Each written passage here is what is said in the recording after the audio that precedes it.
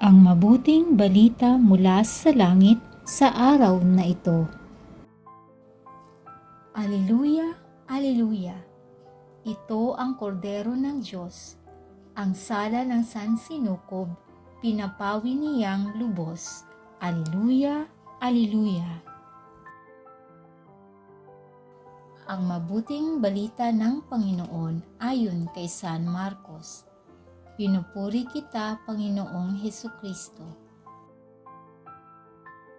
Noong panahong iyon, sinasabi ni Juan Bautista sa kanyang pangangaral, "Darating na kasunod ko ang isang makapangyarihan kaysa sa akin, ni hindi ako karapat-dapat magkalag ng tali ng kanyang mga panyapak.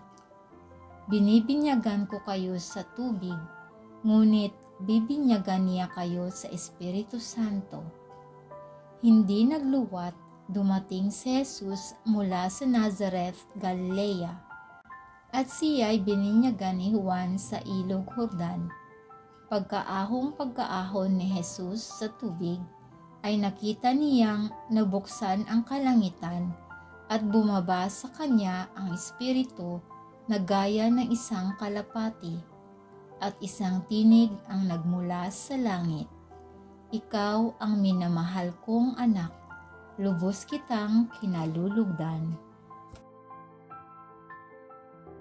Ito ang mabuting balita ng ating kaligtasan.